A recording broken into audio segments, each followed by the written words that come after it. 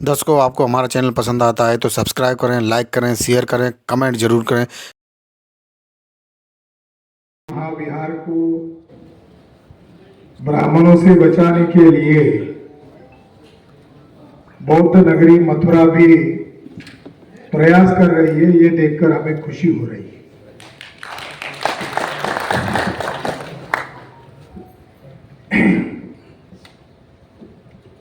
महाबोधि महाविहार liberation की जो movement है, 1895 को शुरुआत हुई। लंदन के एक मैगजीन में 1860 में इसकी दुर्दशा का वर्णन छपकर आया कि ये जगह एक समय में दुनिया का सबसे बड़ा सेंटर था, आज ये खंडर बन गई है। ऐसा नहीं कि उस जगह को हमेशा के लिए इग्नोर किया जाता था। और 1895 में जो कोर्ट केस हुआ तो उसमें ये बात सबूत के आधार पर सामने आई कि 1757 में महंत ने उसके ऊपर कब्जा किया। जो लोग कहते हैं कि बहुत पुराना कब्जा था, 500 साल पुराना कब्जा था, ऐसा नहीं था। 1757 में कब्जा किया। और उस महंत का कब्जा, वहां जो मुगल शासक था, खेती से टैक्स मिलता था, तो आसपास के टेकारी, बाराशेट्टी, ये जो गांव थे, उस गांव का टैक्स का अधिकार उस महंत ने लिया। मगर उस जगह का महाबोधि का वो मालिक नहीं था। तो ये लड़ाई, ये संगोष्ठी हम बुद्धिवादी लोगों के बीच में क्यों कर रहे हैं? इसके पीछे दो मकसद हैं। जैसा बोध गया ब्राह्मणों के कब्जे में जाने से बौद्ध धर्म खतरे में आ सकता है, उसी तरह मथुरा भी ब्राह्मणों के कब्जे में जाने वाला है। इसलिए मथुरा के बुद्धिवादी लोगों को टटोलने के लिए हमारे कुछ बुद्धिवादी मित्रों को कहा कि क्या मथुरा के लोगों को टटोलना नहीं चाहिए? ये संगोष्ठी है। कुछ बातें हैं जो हमारे भाइयों को बताना जरूरी है। 1893 में अनागारी धर्मपाल वहां गए। उन्होंने देखा, महसूस किया और उन्होंने एक संस्था का निर्माण किया। जो जगह खतरे में है उसी के नाम से संस्था बनाई। देखो वो अनागारी धर्मपाल का कितना बड़ा महत्वपूर्ण है योगदान है। जो जगह खतरे में है उसी के नाम से संस्था बनाई, महाबोधि सोसाइटी ऑफ इंडिया। और उसके अध्यक्ष बनाए श्रीलंका के मंस श्री मंगला जी। वो उसके सेक्रेटरी बने और उन्होंने एक मैगजीन शुरू किया जिसमें अंग्रेजी में सारा वृत्तांत छापने लगे, ब्यौरा देने लगे, क्या हो रहा है, कैसे करना है। और फिर उन्होंने बुद्धिस्ट राष्ट्रों से संपर्क किया। या तो बुद्धिस्ट था ही नहीं कोई, तो उन्होंने बौद्ध देशों से संपर्क किया और यह तय हुआ कि अमेरिका में एक कॉन्फ्रेंस का आयोजन करते, इंटरनेशनल लेवल का धर्म परिषद का आयोजन करते। इंडिया से एक व्यक्ति गए थे, उनका नाम विवेकानंद था। बौद्ध ब्राह्मणों ने गालियां दी थी, कोई सम्मान के साथ नहीं भेजा था। जिन्होंने गालियां दी वही लोग आज कह रहे हैं कि विवेकानंद उस परिषद में गए और वहां मोदी की तरह भाइयों और बहनों कहा तो हीरो हो गए। हीरो तो धर्मपाल हुए, जिन्होंने महाबोधि महाविहार का मुद्दा इंटरनेशनल पटल पर खड़ा किया। उनको दबाने के लिए विवेकानंद को आगे किया। 1895 में महंत केस हार गया। तब बंगाल के एक ब्राह्मण ने विवेकानंद को पूछा कि तुम्हारा धर्मपाल के बारे में क्या राय है, वो तो केस जीत चुके हैं। तो उस ब्राह्मण को, विवेकानंद कोई ब्राह्मण नहीं थे, वो कायस्थ थे, तो सामने वाला जो ब्राह्मण है, बंगाली ब्राह्मण, उसको जवाब देते हुए विवेकानंद ने लिखा कि थोड़े दिन रुको, जिस देश से धर्मपाल आए हैं उस देश में हम ब्राह्मण धर्म की स्थापना करेंगे। इतनी घृणा। तो ब्राह्मण हमेशा दूसरे के कंधे पर काम करते रहते हैं। मोदी कोई ब्राह्मण नहीं है मगर उसके कंधे पर रखकर काम कर रहे हैं। पटेल कोई ब्राह्मण नहीं थे, उनके कंधे पर रख के शो किया गया। गांधी कोई ब्राह्मण नहीं थे, गांधी तो तीसरे वर्ण के थे। तो असली हीरो हमारे धर्मपाल थे, अनागरिक धर्मपाल। जब वो परिषद संपन्न हुई, वापस आते समय वो जापान के टोक्यो शहर में गए और पहले ही मामला तय कर लिया था कि आपको हमारे तरफ आना है, हम आपको 18 फीट ऊंची बुद्ध की मूर्ति भेंट करेंगे, उसके साथ हम एक कवरिंग लेटर देंगे। और उसकी अनुमति उन्होंने वायसराय से ले ली, जहाज के रास्ते से वो मूर्ति लाई और उस महाबोधि महाविहार के मेन जो टेम्पल है उसके सेकंड फ्लोर पर उस मूर्ति को रखना था। ये बात महंत को पता चली, वो अपने गुंडे के साथ आया और 40 लोग वो समारोह में थे। सुमंगला जो भंते जी थे, साथ में अनागरिक धर्मपाल की माता भी थी। तो बुद्ध की मूर्ति का अवमान किया, पूजा की सामग्री को पैर से लतड़ा गया, दूर फेंका गया और अनागरिक धर्मपाल को चोट पहुंचाई गई। उसके केयर टेकर, उस जगह के केयर टेकर कोलकाता सरकार के ब्रिटिश लोगों के द्वारा नामित, एक का नाम भट्टाचार्य था और एक दूसरा एक ब्राह्मण था। बाद में उन्होंने एफआईआर में और साक्ष्य में मान्य किया कि इन लोगों ने कोई रिएक्शन नहीं किया, बल्कि महंत और उसके लोगों ने ही इन लोगों को पीटा। तो उनकी पूजा पद्धति में विघ्न डालने के कारण, बुद्ध प्रतिमा का अपमान करने के कारण, जानलेवा हमला करने के कारण आईपीसी की विभिन्न धाराओं के तहत जयपाल गिर, महंत गिर, देवल गिर, ये जो महंत ब्राह्मण थे, इनके खिलाफ 1895 को केस शुरू हुआ। महंत को पूछा गया कि तुमने इनके पूजा पद्धति में डिस्टर्ब क्यों किया, तुम्हें यह अधिकार किसने दिया? तो महंत ने जवाब दिया कि उस जगह का मालिक मैं हूं, मालिक होने के नाते मैंने उनको अवगत किया। तर्क देखो, दलील देखो। जस्टिस मैकफरसन महोदय थे, गया कोर्ट में केस चल रहा, उन्हें कोर्ट में पूछा गया कोई ताम्रपत्र तुम्हारे पास है, तुम इस जगह के मालिक हो, कोई अभिलेख तुम्हारे पास है, तुम्हारे बापदादा को दिया हुआ, ये जगह के मालिक तुम हो? तो महंत उस जगह का मालिक है ये सिद्ध नहीं कर सका। उल्टा महंत को यह पूछा गया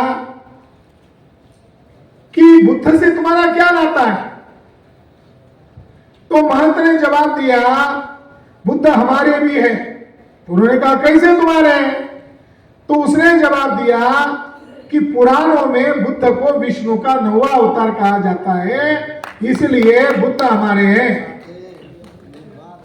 तालियां मत बजाओ, थोड़ा दिमाग लगाओ कि ये तारीफ चल रही है, अपमान चल रहा है। वो कोर्ट की बातें मैं बता रहा हूं, मेरी बात मैं बाद में बताने वाला। हमारे लोगों को जानकारी नहीं है, जानकारी होना बहुत जरूरी है। युद्ध नीति में नियम है लड़ना किसके खिलाफ है ये पहले डिक्लेयर करो, बाद में लड़ाई होती है। वॉर शुरू हो गए हैं मगर लड़ना किसके खिलाफ है पहले तय तो करना पड़ेगा, दोस्त दुश्मन की पहचान करानी पड़ेगी।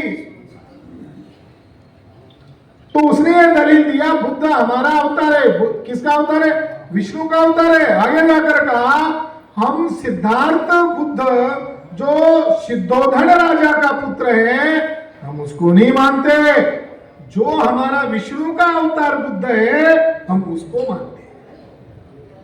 दलील ब्राह्मणों का, ब्राह्मण सबसे ज्यादा अपने वर्चस्व के लिए अपने बुद्धि का इस्तेमाल करते हैं, जन कल्याण के लिए नहीं करते हैं। ये ब्राह्मणों के और हमारे लोगों के कैरेक्टर का अंतर। कितना बुद्धिभेद किया। हम बुद्ध को मानते हैं मगर कौन से बुद्ध को? जो पुराण में वर्णित है। और पुराण का बुद्ध किस लिए पैदा किया ब्राह्मणों ने? तो पुराण में लिखा, विष्णु पुराण में लिखा, भविष्य पुराण में लिखा। क्या लिखा? कि ये सृष्टि जो है वेद विरोधी हो गई थी, वर्ण व्यवस्था की विरोधी हो गई थी। जो वेद विरोधी असुर थे उनको भ्रमित करने के लिए बुद्ध पैदा हुए, ऐसा लिखा। फिर उस महंत को एक ऐसी कॉपी दिखाई, ये पुराण तुम्हारा है। उस पुराण का नाम है ब्रह्मांड पुराण। और उस ब्रह्मांड पुराण में लिखा हुआ है कि ब्राह्मण को गलती से भी बुद्ध विहार नहीं जाना चाहिए, ऐसा लिखा है। अगर तुम्हारे विष्णु के अवतार है तो ये पुराण में ऐसा क्यों लिखा हुआ है? क्या लिखा है? कि ब्राह्मण को गलती से भी बुद्ध विहार में नहीं जाना चाहिए। अगर कोई गलती से भी गया तो गलती से बुद्ध के मूर्ति का मुंह नहीं देखना चाहिए। अगर उसने ऐसा किया तो वो नरक योनि में जाएगा।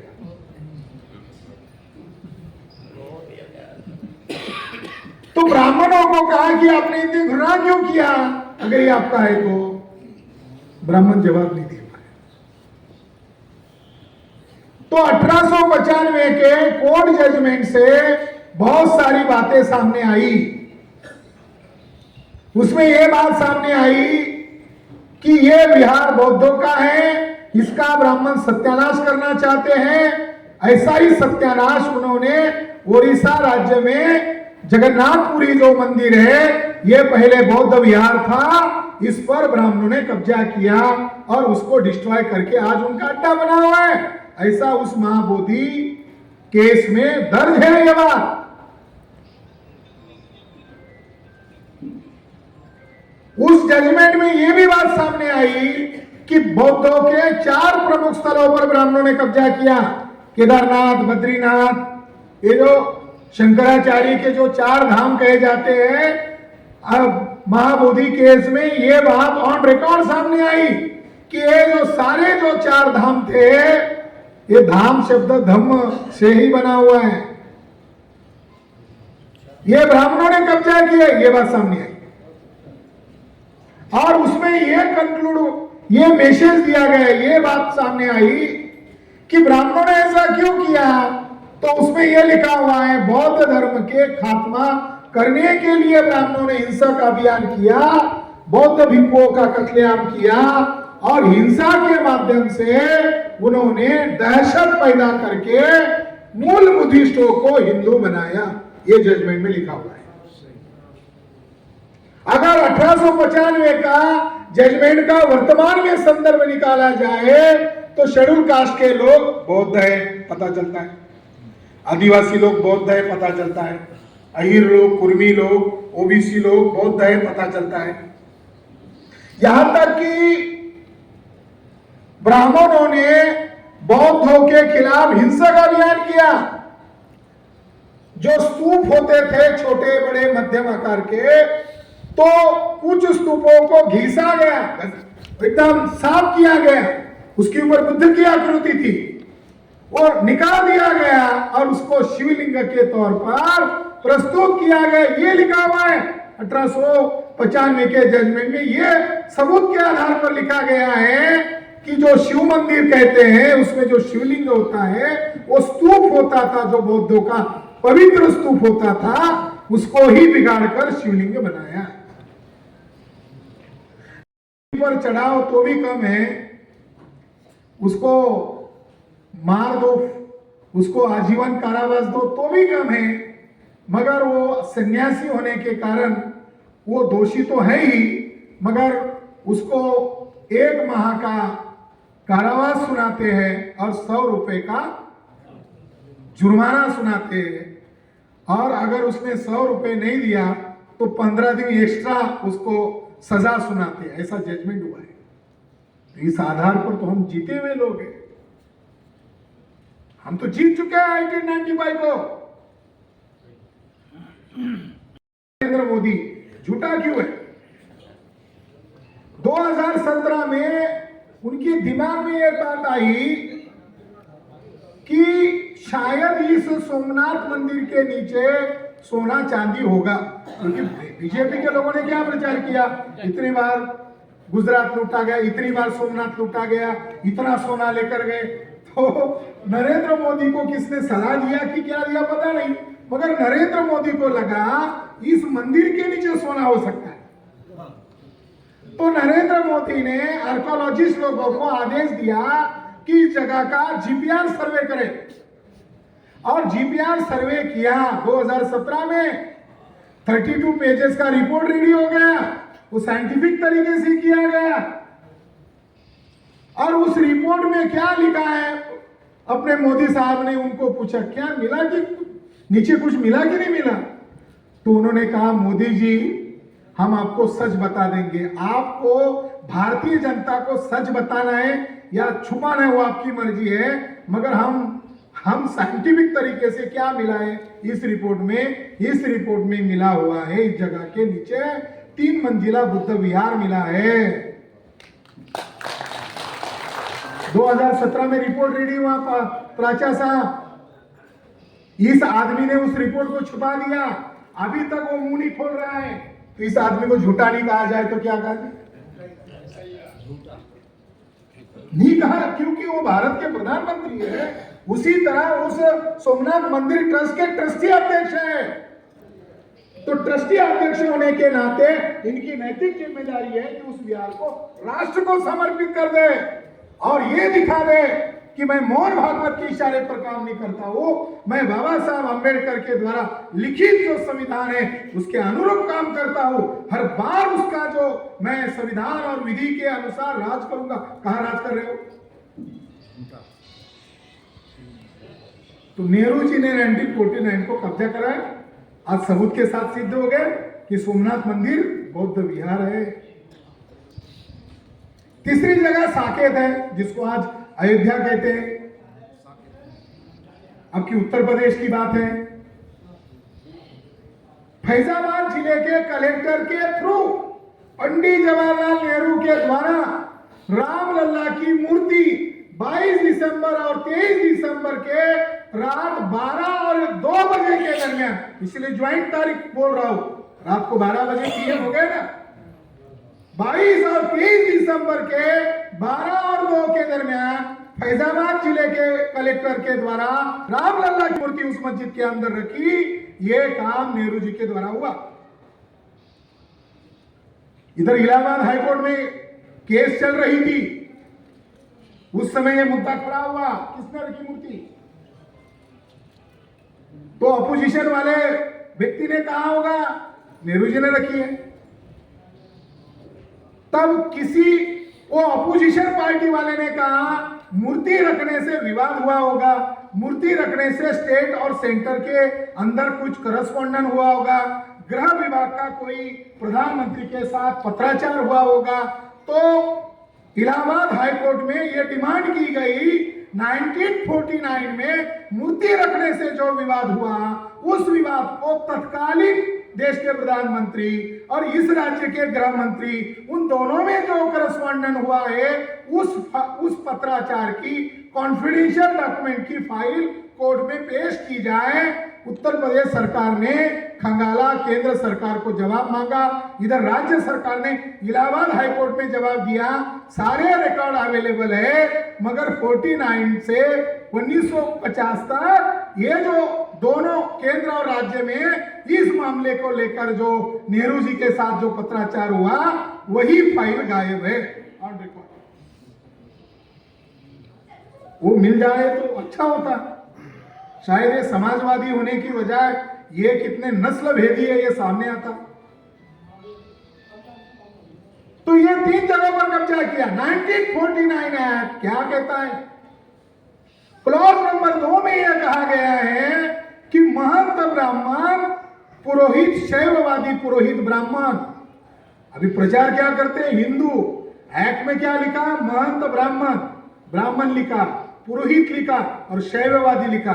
शैववादी का मतलब है आज उत्तर प्रदेश के शेड्यूल कास्ट के लोगों को संविधान ने शेड्यूल कास्ट नाम दिया है, मगर शेड्यूल कास्ट नाम मिलने के पहले उत्तर प्रदेश और पूरे देश के लोगों को 1703 जाति के लोगों को अछूत अगर किसी ने बनाया वो आदि शंकराचार्य ने बनाया। हमारे पुरखों को अछूत बनाने वाला कौन व्यक्ति है? उसका नाम क्या है? कौन सी शताब्दी में हमारे लोगों को अछूत बनाया? बाबा साहब अंबेडकर ने हु आर अनटचेबल नामक किताब में लिखा, बर्थ डेट ऑफ अनटचेबिलिटी, एक मुद्दा लिखा, बर्थ डेट ऑफ अनटचेबिलिटी। तो बाबा साहब अंबेडकर ने सबूत के आधार पर कहा कि आदि शंकराचार्य ने 8वीं शताब्दी में कट्टर बुद्धिस्ट लोगों को अछूत बनाया। आज हमारे लोग संविधान के कारण शेड्यूल कास्ट कह रहे हैं, मगर हमारे पुरखों को अछूत बनाने वाला कौन व्यक्ति है? वो शैववादी शंकराचार्य है। उसका कब्जा है उस मंदिर पर, ये 2 नंबर क्लॉज में लिखा। और आदि शंकराचार्य कौन है? आदि शंकराचार्य टेररिस्ट ब्राह्मण है। अरे टेररिज्म का जन्म भारत में हुआ है, आतंकवाद का जन्म भारत में हुआ है। दुनिया में वो बाद में उधार लिया होगा। पहला टेररिस्ट है पुष्यमित्र शुंग, जिसने बृहद्रथ मौर्य की हत्या किया।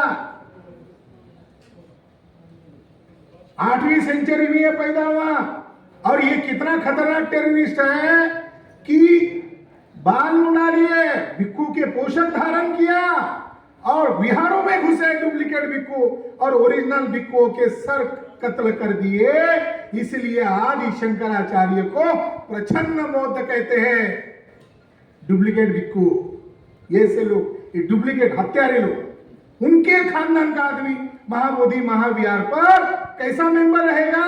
इलेक्टेड सिलेक्टेड नहीं रहेगा, वो बाज़ाब्ता बाय बर्थ रहेगा।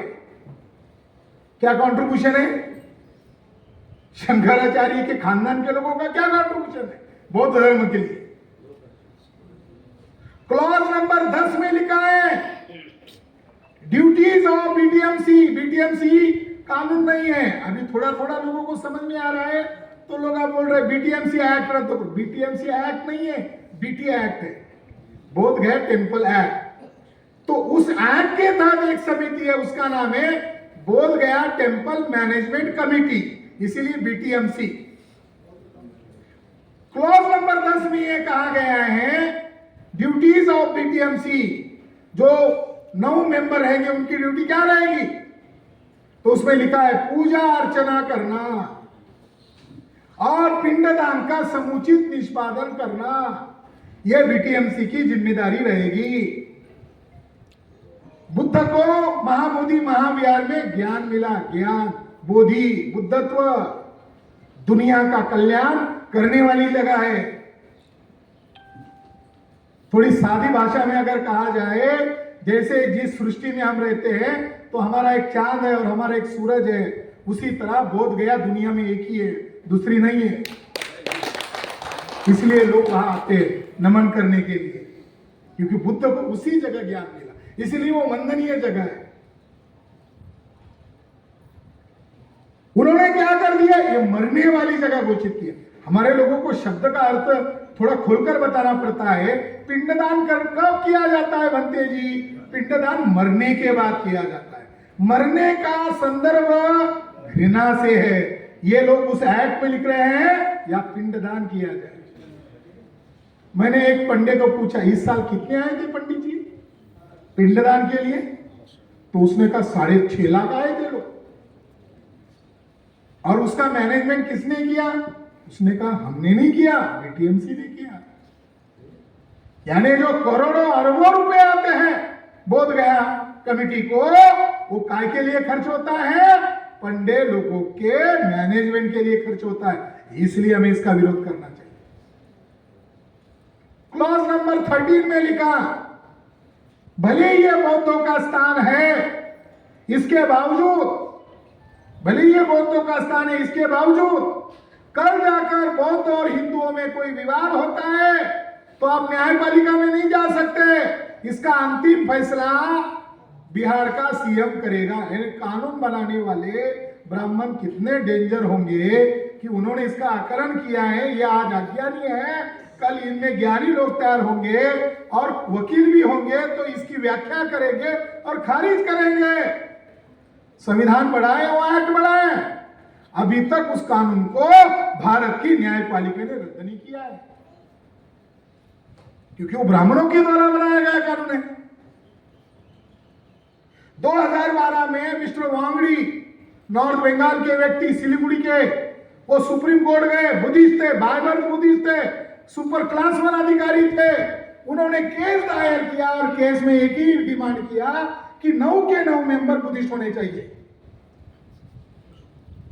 2018 में सुप्रीम कोर्ट के जज ने फैसला सुनाया कि ये लेजिस्लेटर का मैटर है, ये विधिमंडल का मैटर है, ये जुडिशियल मैटर नहीं है। ऐसा कह के 7-8 लाइन में ही ऑर्डर देकर मामला रफा दफा किया। अभी हमारी राय भारत के न्यायपालिका के बारे में बहुत बुरी हो रही है। भारत में जो ब्राह्मण राज कायम हुआ है, ये भारत का न्यायपालिका के कारण हुआ है। लेटेस्ट उदाहरण है 2019 में अयोध्या का फैसला कैसे सुनाया? एविडेंस के आधार पर नहीं सुनाया, सबूत के आधार पर नहीं सुनाया, आस्था और श्रद्धा के आधार पर सुनाया। क्या ऐसे जजेस को जजेस कहना चाहिए? क्या उनकी डिग्रियां का कोई मतलब है? आस्था और श्रद्धा के आधार पर आपको सुनकर अच्छा लगेगा। 1250 पेजेस का जजमेंट है, 600 पन्ने रंजन गोगोई और उनके साथियों ने इसके लिए खर्च किए। क्या राम इस केस का पार्टी बन सकता है क्या? 600 पन्ने, इतना कानून के इतना तोड़ा मरोड़ा गया और राम को उसका पार्टी बना। राम ही केस लड़ रहे। आरएसएस के लोग क्या कह रहे थे? खुद प्रभु राम ही केस लड़ रहे हैं, हम केवल कागज दे रहे हैं। हमको थोड़ा मजाक लगा। हमको उस समय क्या लगा, ये आरएसएस के लोग कुछ भी बोलते रहते, भारत गरीब हो रहा है तो बोलते विश्व गुरु हो रहा है। वो उल्टा समझते हैं हम लोग, जो वो बातें करते हैं हम उल्टा समझते हैं। हमने कहा बहुत मजाक कर रहे हैं, मगर सच और सामने आ गया। दूसरे एक जज महाशय थे पुणे के, राजगुरु नगर एक एरिया था, पुणे के एक तहसील था, वहां वो गए अपने गांव और पुणे आए तो पत्रकारों ने पूछा आपने तो अयोध्या का जजमेंट दिया। वो ब्राह्मण पत्रकार, ये ब्राह्मण जज, अभी के सर न्यायाधीश, अभी के सर न्यायाधीश जो नहीं अभी चंद्रचूड़ महाशय ब्राह्मी ने, उन्होंने ये कहा कि रात को राम के साथ मेरी मीटिंग होती थी और हम दोनों घंटा 2 घंटा बात करते थे, फिर मैं सवेरे कोर्ट में आता था और कोर्ट में आकर मैं वही बोलता था जो राम ने मुझे रात को बताया और ये मीडिया में आया।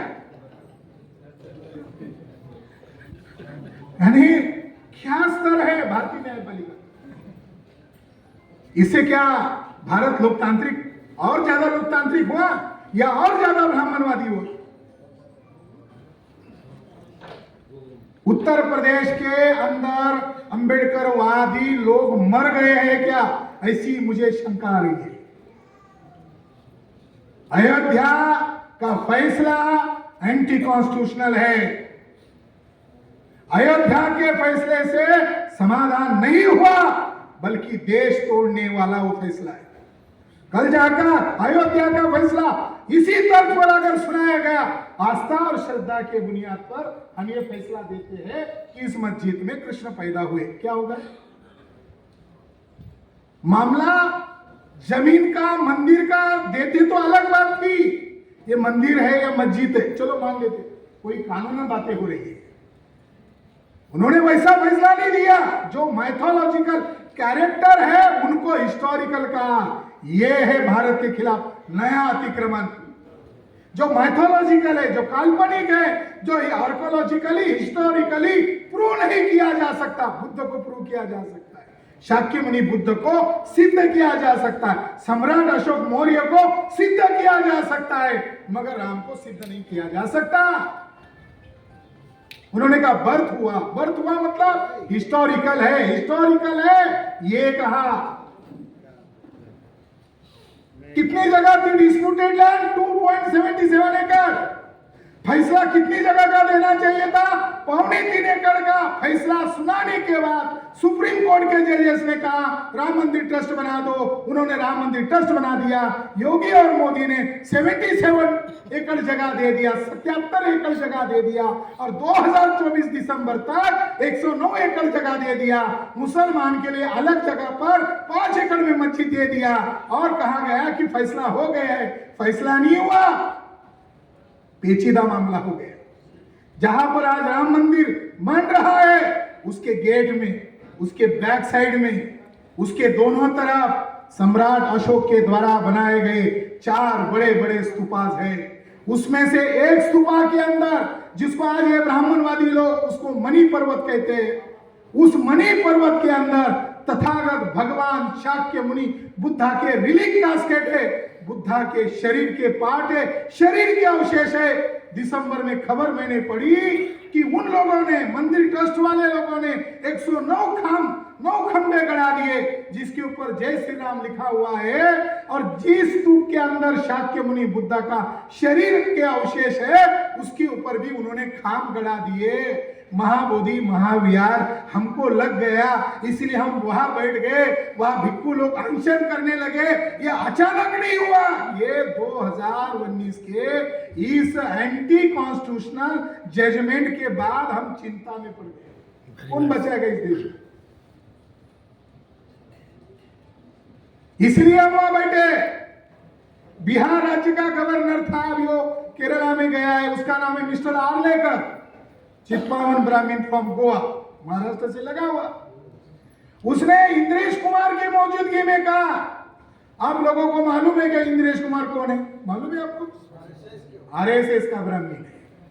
भागवत के बाद सेकंड वही है, और उसके नाम पर जैसे विश्व रिकॉर्ड होता है ना, उसके नाम पर भी एक विश्व रिकॉर्ड है। वो विश्व रिकॉर्ड क्या है? भाई जगह पर बम फोड़े, पकड़े गए मुसलमान, वो पकड़ा ही नहीं गए।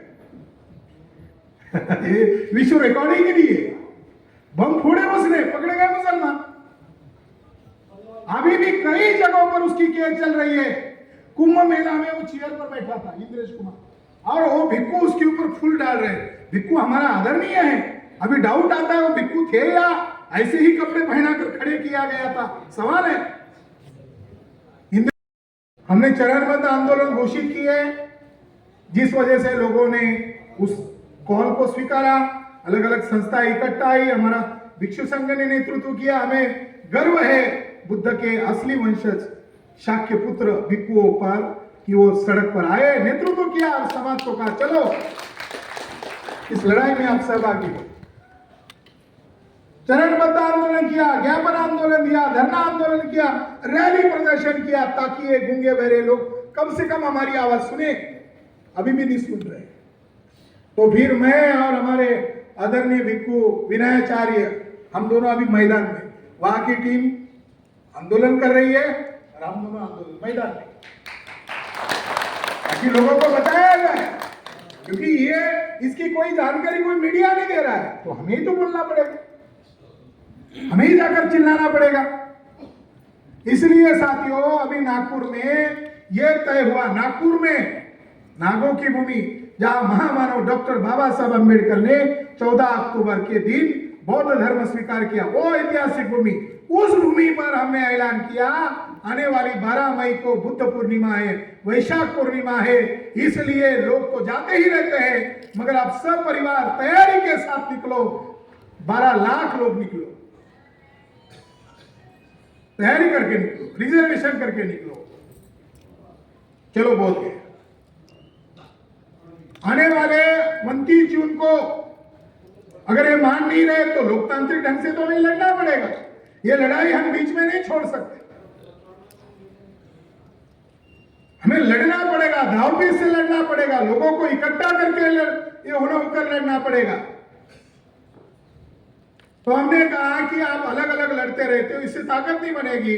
महाबोधि महाविहार मुक्ति आंदोलन संघर्ष समिति में आप सभी संस्थाएं, सभी पॉलिटिकल ऑर्गेनाइजेशन, सभी सामाजिक राजनीतिक सभी संस्थाएं इकट्ठा हो जाओ। भिक्खुओं के नेतृत्व में लड़ो, और भिक्खु नहीं तो युवा महिलाएं वहां जाकर लड़ो। तो आने वाले 29 जून को हम लोग भारत बंद का कॉल कर चुके हैं, भारत बंद की तैयारी करती है। अगर नहीं मानते हो तो 29 जून को हम भारत बंद करेंगे। आप मथुरा बंद करके दिखाओ, भारत बंद हो गया। भीड़ वर्क करो, लोगों को जाकर समझाओ, लोगों को विनती करो। और परिवर्तन दिन है, उस दिन बहुत सारे लोग वहां जुटते हैं। अगर ये मानते हैं तो ठीक है, नहीं तो 2 अक्टूबर के दिन हम आरएसएस के हेडक्वार्टर पर लाखों की संख्या में मोर्चा लेकर जाएंगे। हमें हमारे अधिकार अगर नहीं मिलते हैं तो हमें, ये संविधान के बाहर नहीं है। साथियों, ये लड़ाई से कुछ मैसेज मिल रहा है। वो मैसेज क्या है? मान्यवर कांशीराम जी 30 मार्च 2001 में नागपुर में गए थे और नागपुर में उन्होंने एक भाषण दिया था, और वो भाषण शायद अभी उत्तर प्रदेश के लोग भूल चुके होंगे।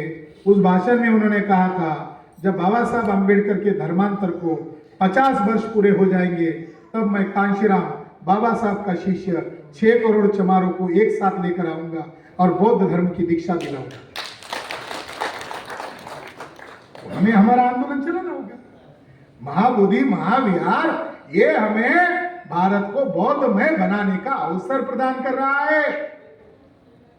हमें हमारे लोगों को जगाना होगा।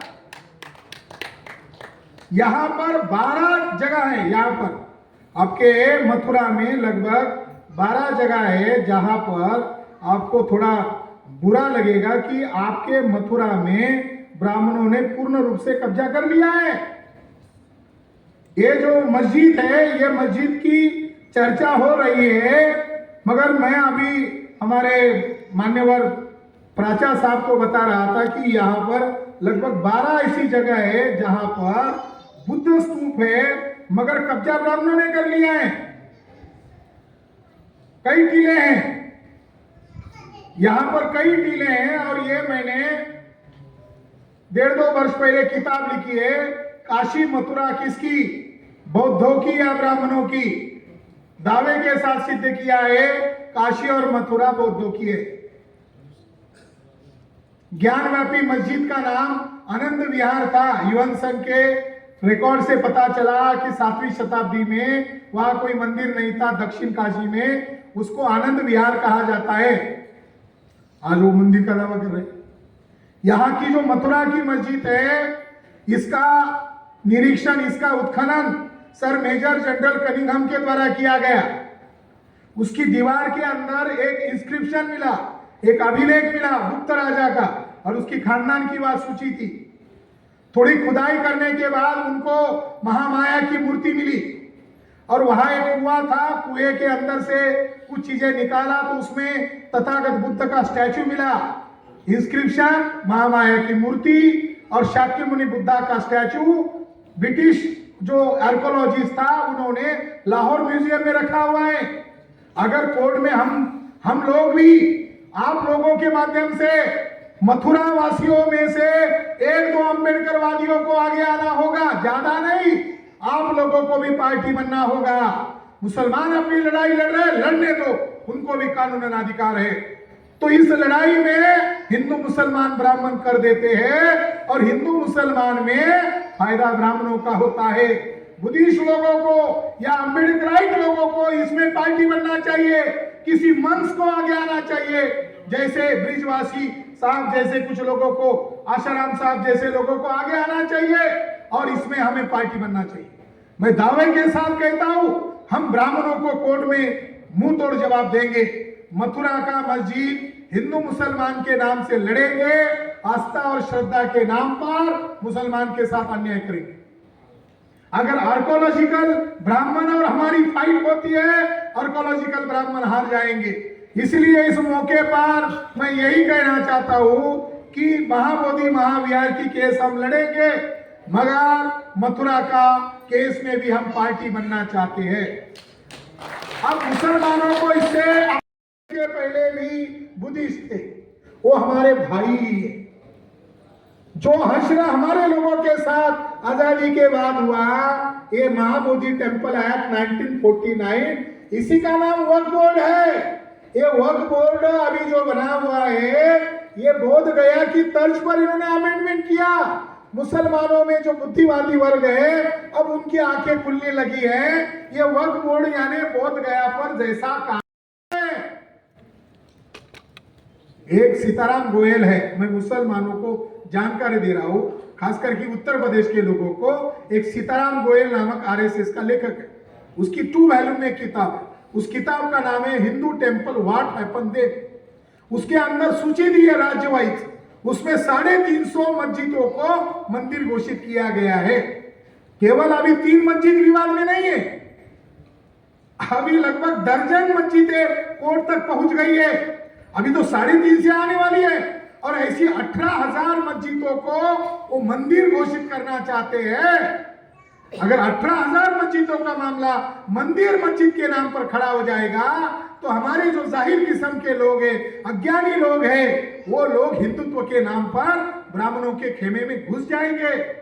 ये हिंदुत्व को अगर कोई रोक सकता है, वो बुद्धिज्म ही रोक सकता है। बाबा साहब अंबेडकर ने उत्तर प्रदेश में सारनाथ में आकर कहा, तारीख है 26 नवंबर 1956 में, शायद ये उनके जीवन का आखिरी स्पीच है। उसके बाद उन्होंने कोई पब्लिक भाषण नहीं दिया।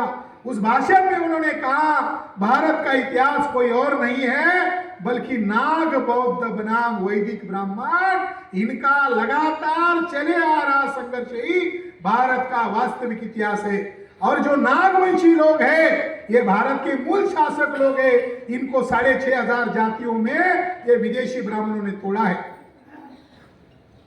साथियों, आने वाले 29 तारीख में महाबोधि महाविहार का मुद्दा तो रहेगा ही, वक्फ बोर्ड का मुद्दा भी मैं उसके साथ जोड़ने वाला हूं। ओबीसी का मुद्दा भी जोड़ने वाले, ईवीएम का मुद्दा भी जोड़ने वाले, आदिवासियों का मुद्दा भी जोड़कर भारत बंद करेंगे, ताकि ये वास्तविक भारत की पहचान होगी।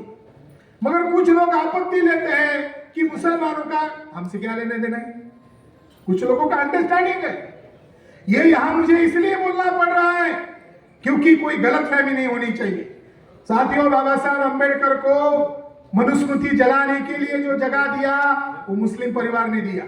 बाबा साहब अंबेडकर बॉम्बे से संविधान सभा के चुनाव हारे थे। हारने के बाद खुलना, जसोर, फरीदपुर, बोरीसाल, यहाँ से बाबा साहब अंबेडकर को चुनकर भेजा, मुसलमानों ने चुनकर भेजा। और डीएनए टेस्ट हो गया है, डीएनए टेस्ट हो गया है, और डीएनए के मुताबिक ब्राह्मणों का डीएनए विदेशी सिद्ध हो गया है। और एससी एसटी ओबीसी का जो डीएनए मिला, भारतीय डीएनए मिला, L3MN, वही डीएनए मुस्लिम, सिख, जैन लोगों में पाया जाता है। इसलिए वो जो जिनको टारगेट करके हमारे अज्ञानी लोगों को हिंदू के नाम पर बरगलाया जाता है, उनका डीएनए और हमारा डीएनए एक है, और ब्राह्मणों का डीएनए विदेशी है, और ब्राह्मणों के डीएनए का नाम R1A1 है, और हमारे डीएनए का नाम L3MN है। इसीलिए अगर ये लड़ाई देखी जाए तो 2 ही वर्ग में होनी चाहिए, विदेशी ब्राह्मण बनाम मूल निवासी लोग। अगर ये होगा तो भारत का भविष्य है। धन्यवाद।